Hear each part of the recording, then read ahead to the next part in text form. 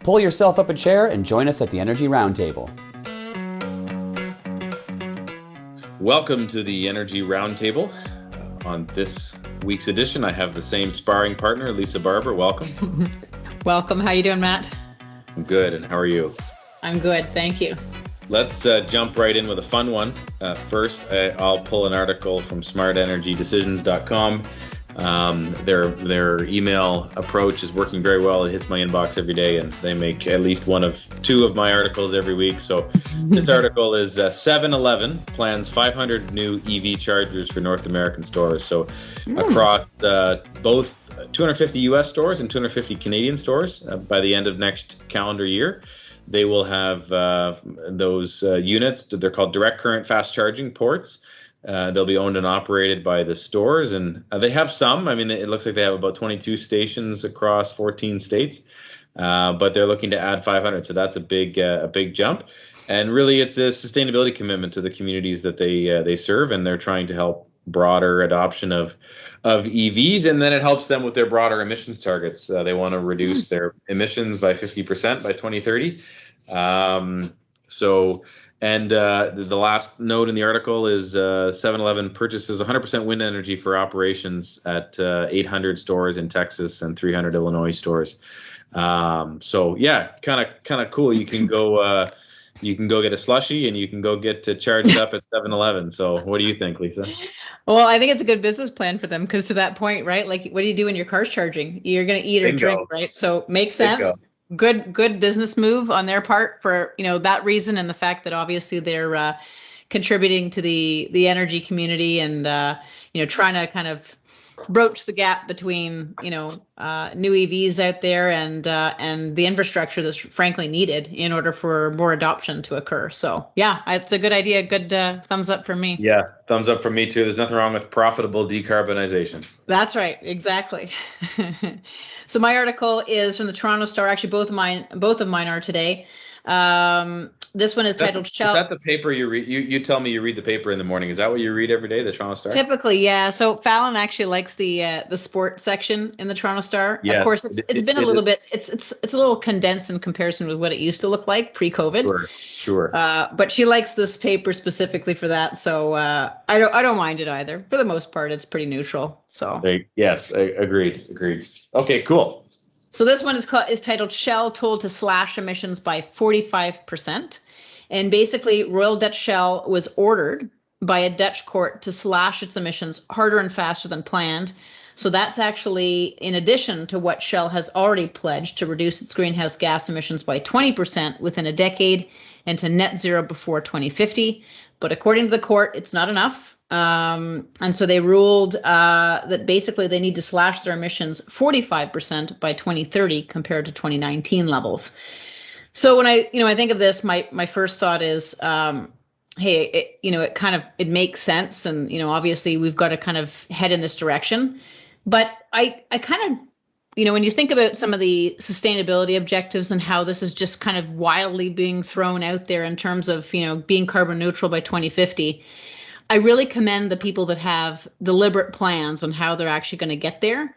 And so part of me wonders, well, they did have a bit of a plan in place. And was that because of, how they wanted to invest in renewable technologies and invest their capital in those areas while still, meeting the overall objective? I think, or maybe it was because they had certain technologies in mind and they knew that other technologies weren't going to be available until a later date.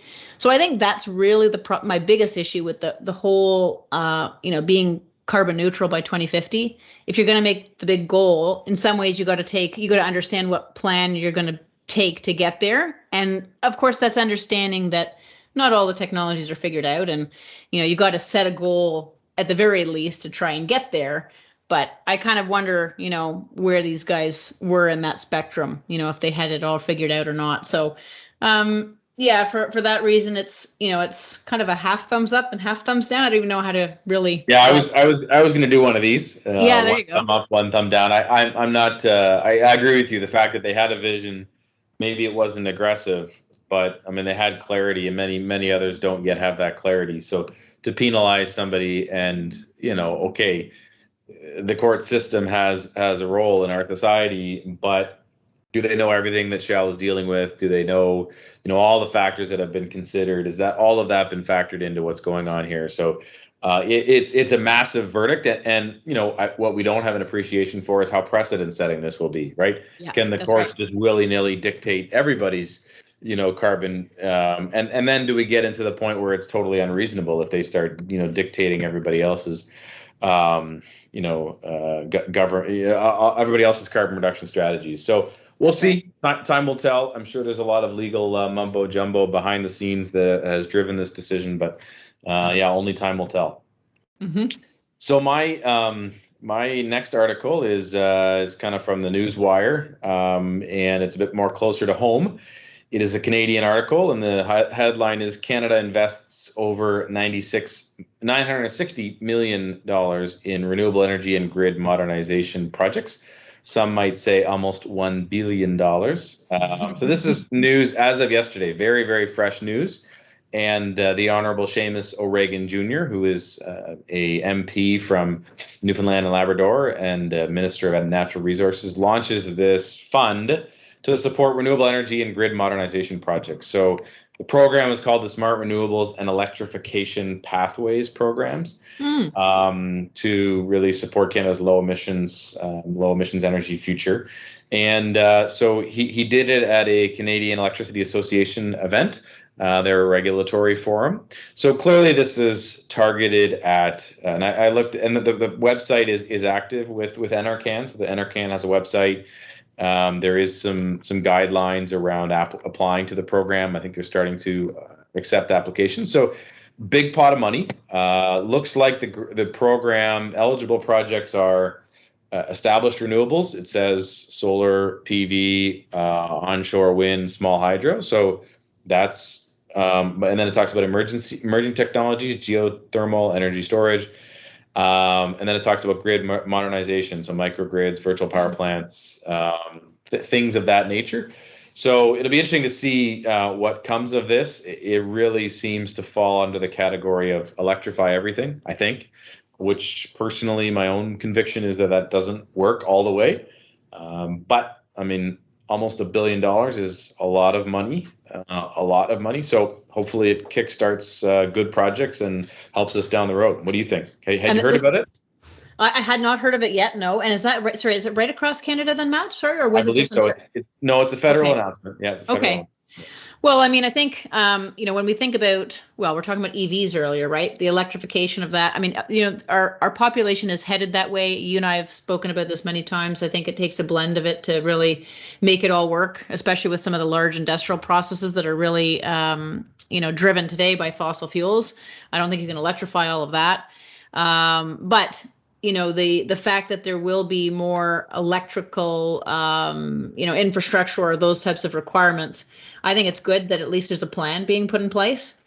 Now we'd have to hope in some ways that Ontario can come up with a similar plan to address some of the shortfalls that we're going to be experiencing power-wise in a couple of years with nuclear refurbishments. But yeah, I think I give it a thumbs up. I think it's a good play. Agreed. Cool. My next article is called Poland Defies Ruling to Close Major Coal Mine.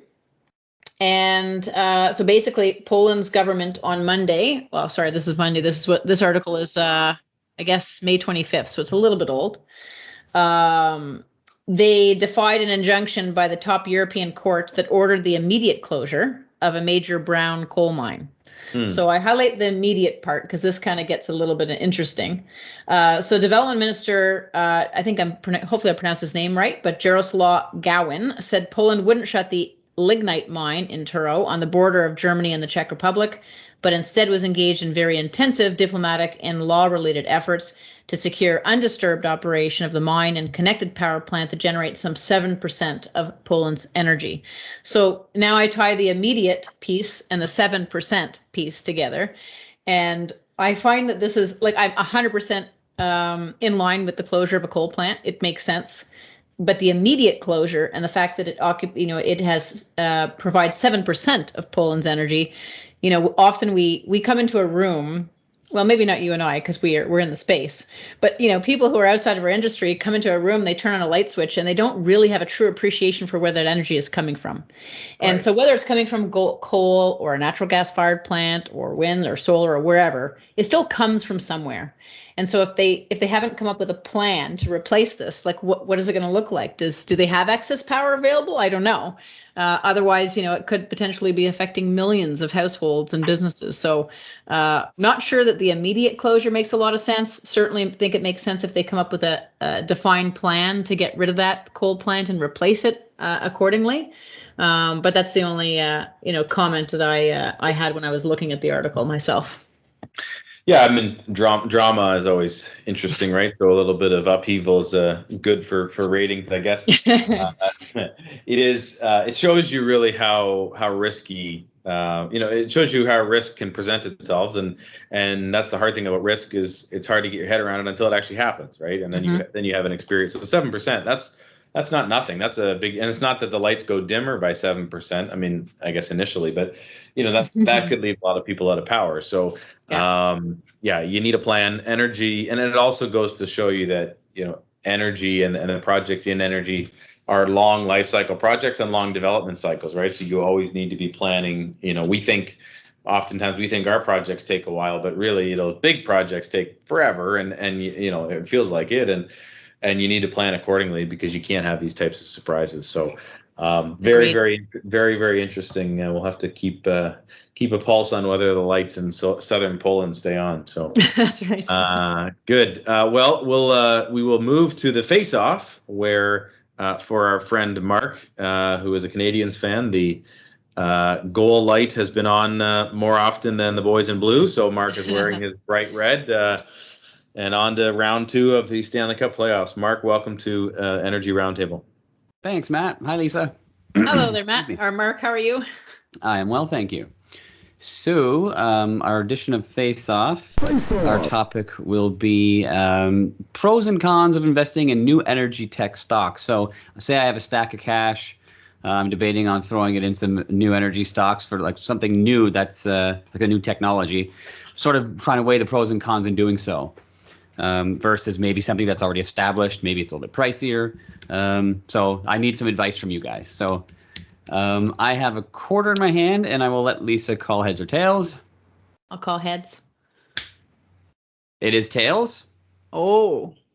So that goes to Matt, and Matt gets to decide what he wants to do here. Oh, I'll argue the con. Okay. Yes. So your advice is not to put my money in a new energy tech. Well, I'm trying to be kind, and I think I have a recollection that I left Lisa with the hard one last time, so I'm trying to level the playing field. Fair enough. Yes. So I will go first. Yeah. There's a lot of clean tech that, if you had invested in hydrogen 20 years ago in Ballard or other places like that, you'd have no money left, right? And there are many examples of new clean technology that promised the world and was thermodynamically impossible, but people fell for it and they bought into it.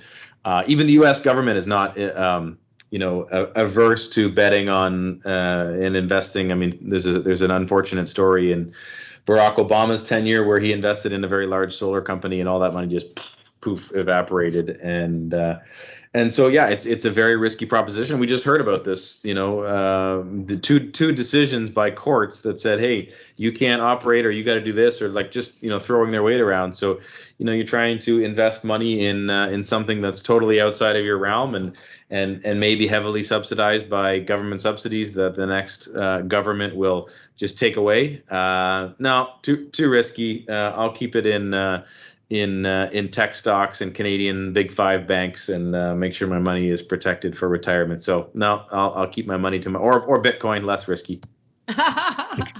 Bitcoin. He loves his Bitcoin. All right, so I've got the pros. So, good argument, Matt. But I do think that investing in energy stocks, especially with new technologies, is definitely still a good thing, especially now, because these stocks are cheaper than they were going for, in previous years. And I think just because we're on the verge of this major technology shift and energy shift in the space, there is going to be some significant growth over time. You see that just based on the climate policies and essentially the overall shift of what we're talking about, going to carbon neutral by 2050.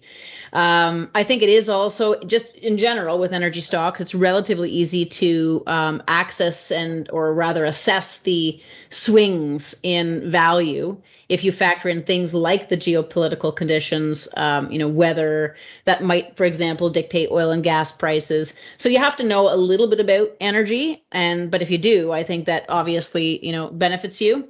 And of course, following other corporate companies as you start to see what other corporate companies are doing, that is a good sign of what, is probably to come.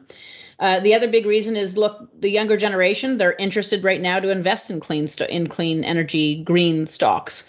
And so I think that just further reinforces this push towards this renewable climate and will continue to drive growth. And of course, if it continues to drive growth and adoption, it means your stock price is going to go up and you're going to make some good money. So I do think at the end of the day, it's a great tool to diversify your complete portfolio because there is a high likelihood of growth, especially in green stocks or stocks that are related to renewable energy. The end. Okay. Yeah. Okay. Well, I think I'm gonna have to give Lisa my money on this one instead of Bitcoin for I think that's for obvious reasons. But I do tend to agree that going green as far as stocks and throwing your money into that would be, more wise on my part. So does Lisa have any tips, like any ticker designations? Who are you hot on right now, Lisa? Who should we invest in? Well, I just wouldn't. I mean, you got to be careful, probably with oil and gas companies specifically, like not to invest in those. I mean, there's some look at the end of the day, just on a personal note, there are some new technologies that are out there and some new companies. They've got high debt and not necessarily a lot of revenue coming in. So you've got to really be educated if you're going to really invest in the energy stock market. If you don't know what you're doing, then you got to have somebody to manage that portfolio very well for you, or make sure that you're combining that with a well-balanced portfolio, as you should be anyways when you're investing. So don't just go like this and then be like, that's the one. Don't put your whole like retirement savings fund or I don't know, something crazy in one energy stock and then of course you see the big swing down. You go, oh no, I'm now poor. Or one with a cool name or something. Well, so now I'm sweating because I may have all of my retirement in one energy related business with a cool name. But anyway, and cool well, people. In your case, if the letters start with CEM, you might be okay. On that note, we will finish off. This has been another episode of Energy Roundtable, and on behalf of my colleagues Mark and Lisa, we wish you all the best in the weeks to come. Stay up on the news, stay safe, and most of all, have fun. Thank you. Thanks, guys. Thank you both. Bye. Take care. Stay safe. Bye. Bye.